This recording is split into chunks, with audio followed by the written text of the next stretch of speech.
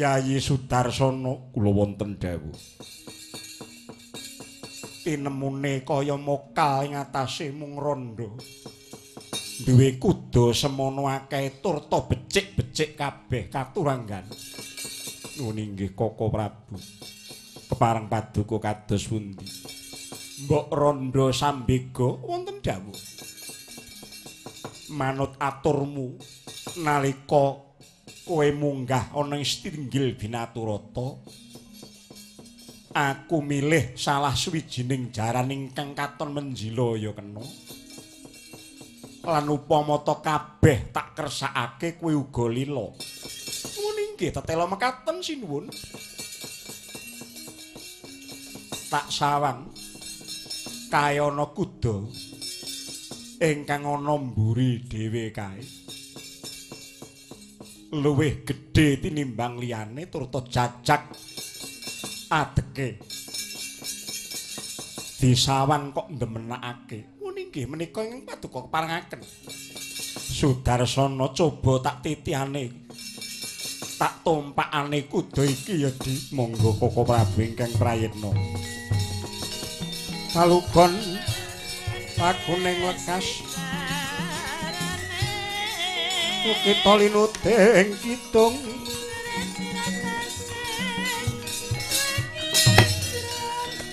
kadung kadang ngomong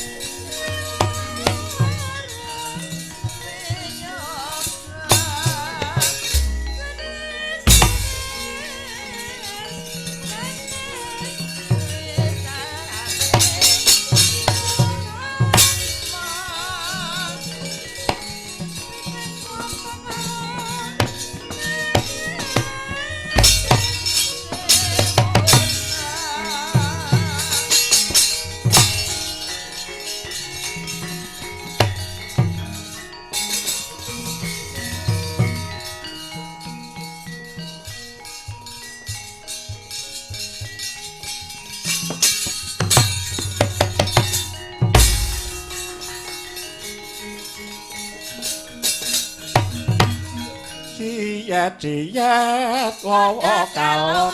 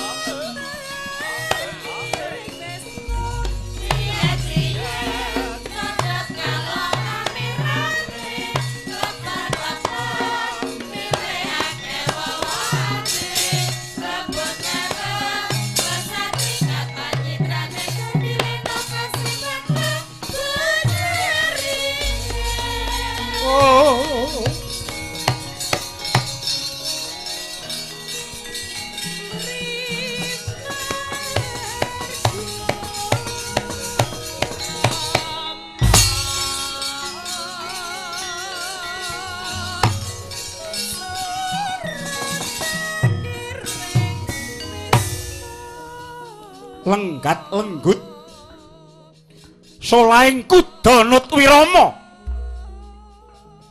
sak solahe mrakati saya kepranan Sang Prabu Gendrayana datanana siji kewala kuda kraton Yawastina ingkang nyameni kami tenggengen para nayaka pangembating negari Yawastina miwah wadya ingkang samya mulat nganti mubeng alun-alun Yawastina mubeng ping 10 parandene datan wadeh datan jeleh Prabu Gendrayana nitih ana gigiring jaran saya banter lakune jaran sigra pinekak murih kandhek lakune parandene jaran datan melu najan den kendhaleni nganti wongsal wangsul parandene saya kenceng playuning kuda ya kinetok karosane Sang Prabu Gendrayana nanging jaran saya mbandang saya nebeh malumpat mumbul ing awang-awang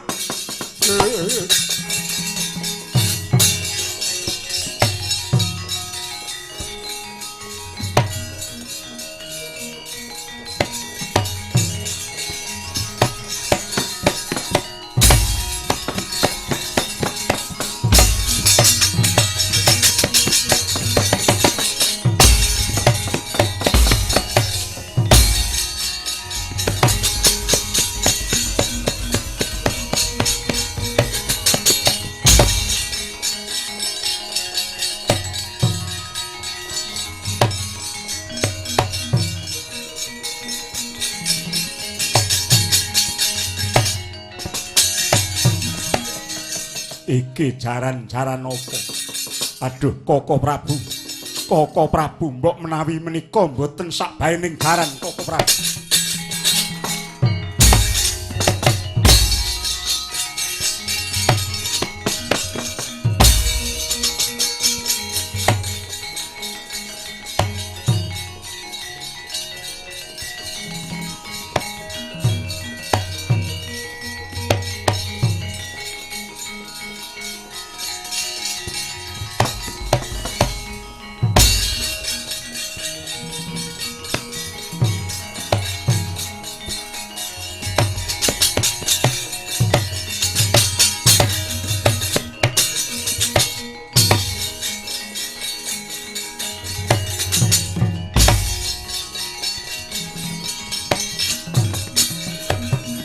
tinututan dening Harya Sudarsana ciningklak saking wingking lenggah aning wurinira ingkang raka Prabu Gendrayana megeng napas lan upus sang Raden Sudarsana matekaji krincing mesi bobote kaya gunung waja kang kuda datan kuwa nyangga dawah lemah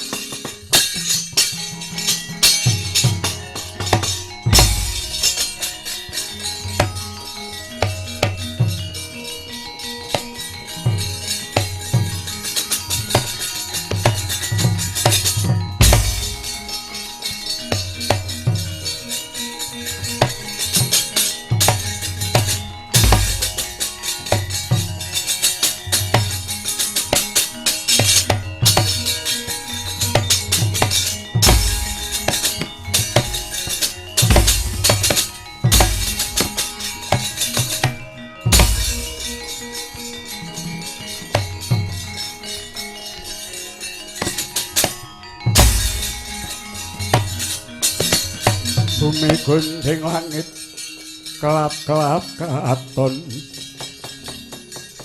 lir kincang alis risang mawe gandrung kowe jaran setan ayo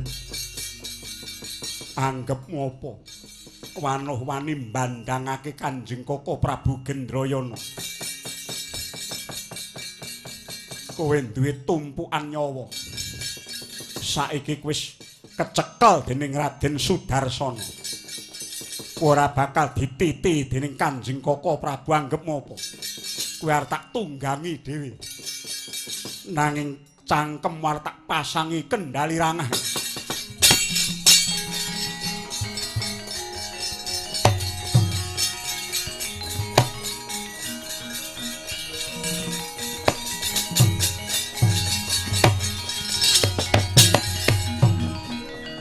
Kendali rangah ingkang digawe saka waja landhepe pating cringi wis arsa den trepake ning telaking jaran. Nanging jaran weruh lamun arsa disiksa cangkeme mingkem keket rapet anggeget datan kena binenggang. Datan Sranta Raden Harya Sudarsana nyandak congoring kapal den cangap sakrosane. Kendali rangah den jejelaking telak sakala bengingeh krida labet kraos sakit ya ciningklak kang kudu sineblak pecut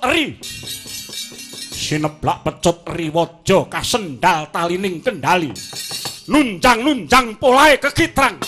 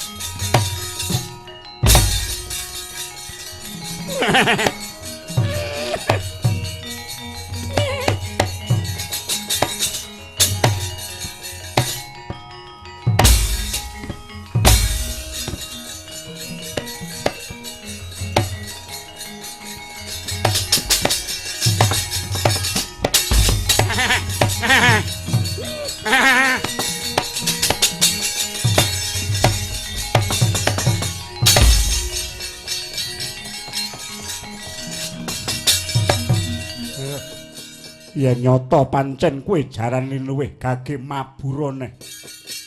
Gawanen Sudarsana tekan pinggir jagat. Ketoken karosan ungkulana kekuwatane jaran sewu. Ngendel-ndelake kowe wani mbandhangake Koko Prabu Gendrayana. Saiki ngaku kowe sejatine jaran apa? Kowe jaran apa?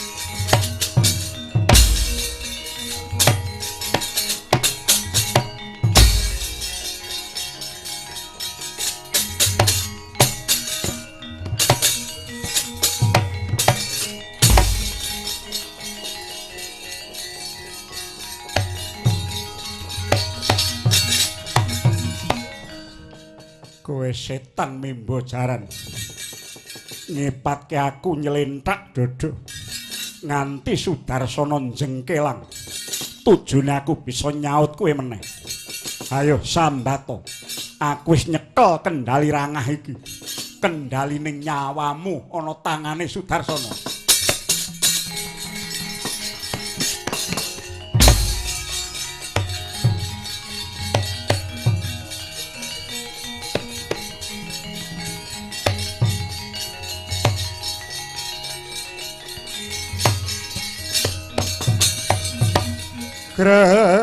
Grek andeman ingkang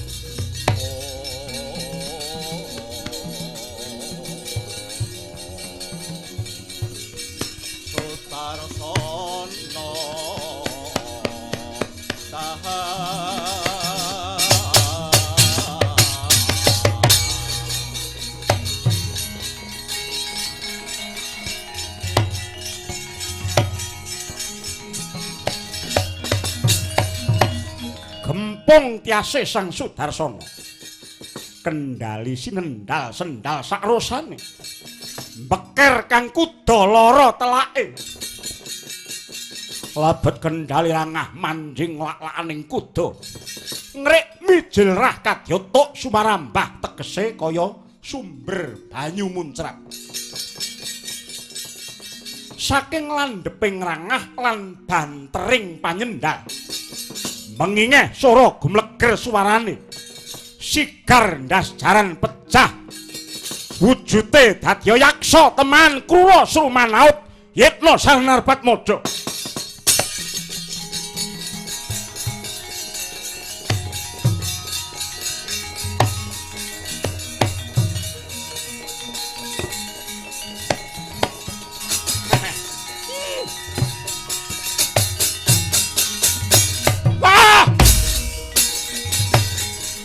Yeah!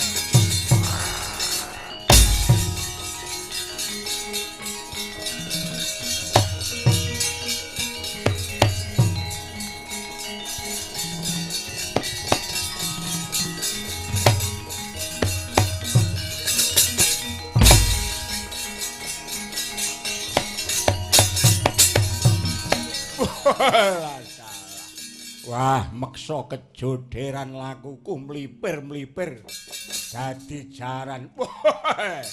Sudarsana meleka mripat. Kesete Gustiku Prabu Drawilaka. Dedya kala Jaksa Sura gaglak nggon wah.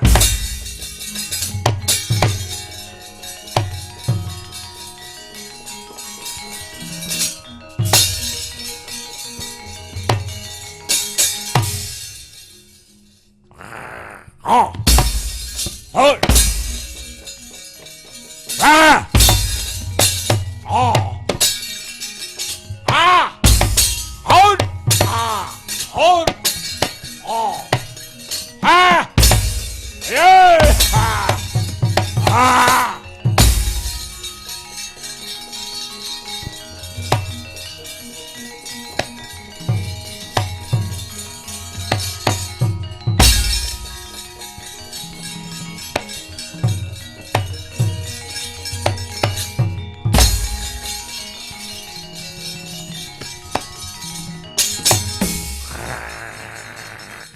Whoa! Wah! Hot! Wah! Hot! Wah! Hot! Wah! Wah! Ah!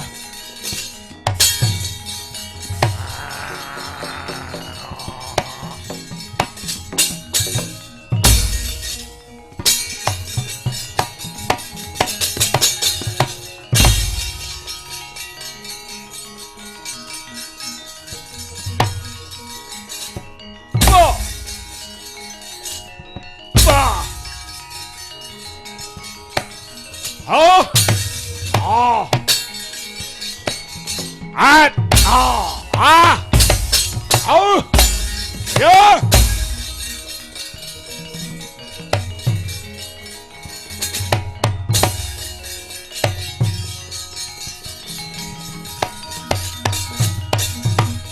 Manuk semaning jajalanat Go Jaksa ana paran sawang napa kang katon panahmu sak godhong pariel tibakno tak tadane dadaku tinjung kerat nyawamu.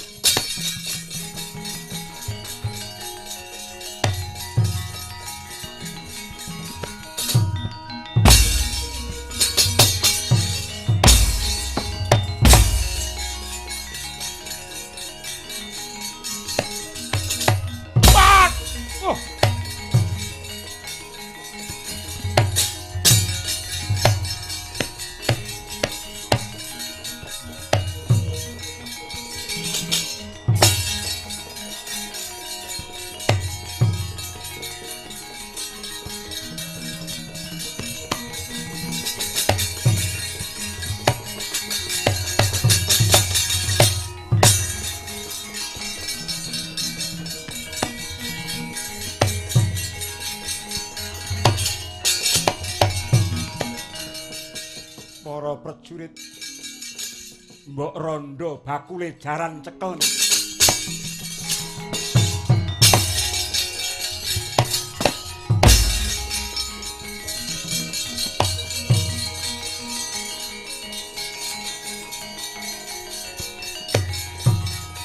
Hei, mandek.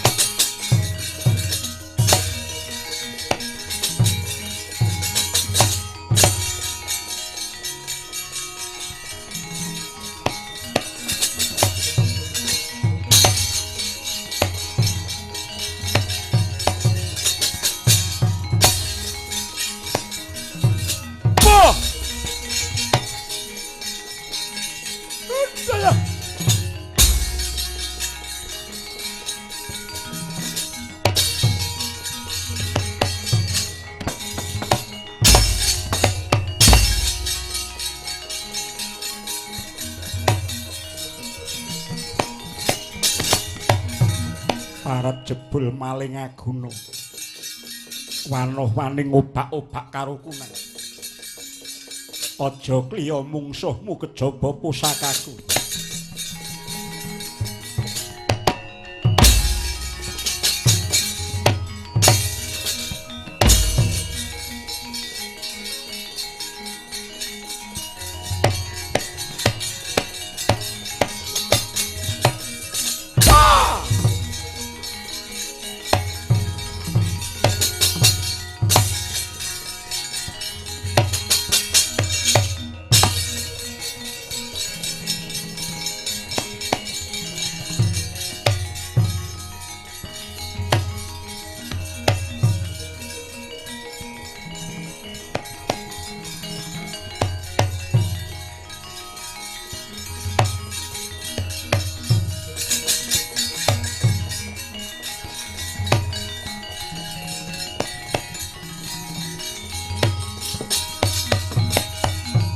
Mawiknam restu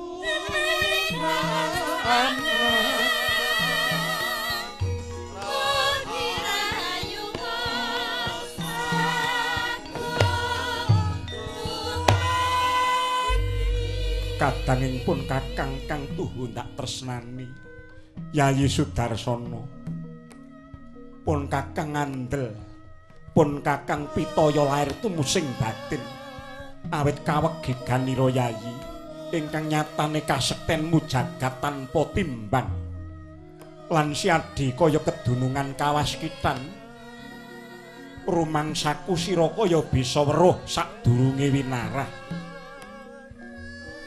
Nyatane upama ta lelakon iki mau ora ana Yayi Sudarsana yektinipun kakang wis dadi banten.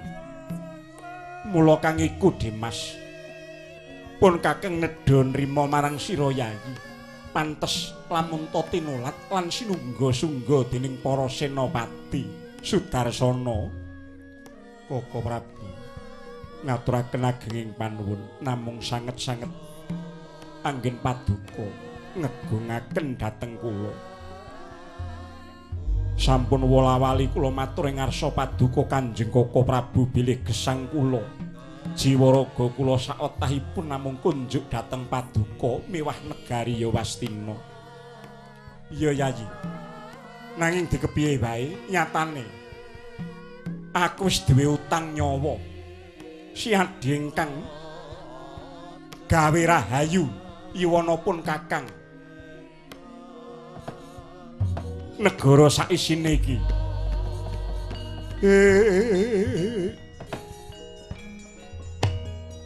Koko Prabu jimat pangayoman kula nuwun inggih. Sabda paduka ingkang kula pundi menika ing saged kula aturaken namung dharma bekti kunjuk dhateng nusa bangsa miwah negari Koko Prabu. Iya Diya. Sawise mangkono reh ning nyatane mau buta wanda geni ingkang gawe geger nganti ngobar papan sak nggon-nggon. Kuwi uga kekesete Prabu Drawilaka turun niwata kawaca. Inggih. Sak banjure iki mbok rondo sambega jebul uga begundale. Malah rewa-rewa adol jaran bakal ngaturake pingsungsung marang aku. Jebul kuda ingkang tak titi panjalmaning mungsuh. Dedya Gajak Sasura nuwun inggih. Ya mung nadyan to iki wis sirna kabeh nanging tak pundhut siadi kang patiti lan titis nggonira matrapake laku. Merga negara iki kaya isih diarah dening wong-wong kang padha ora rujuk lan ora seneng kelawan adeke pun Kakang. Kula nuwun inggih Koko Prabu. Sasaget-saget menapa ingkang dados darbek kula badhe kula aturaken paduka minangka cagak sampun ngantos rontok siraping keprabon paduka. Iya, Di. Yen to tetela mangkono pun Kakang yen to wanci malem Sukra Mancawarna tegese malem Jemuah Kliwon pendak-pendak pun Kakang mesti mempen ana ing sanggar pamujan. Iku wis dadi padatan kaya kang wis-wis nuwun inggih. Tak pundhut sira Yayi Sudarsana gelem jejaga ana ing patenggane Yayi Ratu Prameswari ya garwaning pun Kakang Yayi Dewi Padmawati. Inggih Koko Prabu. Awit nyatane saiki isih akeh dom sumuruping banyu. Telik Mangindrajala saka pakartining mungsuh ingkang hambidung Apirawang. Nuwun inggih Koko Prabu. Mboten langkung namung sendika ngestaken dawuh paduka. Ya kan prayitna ngati-ati ya, Di.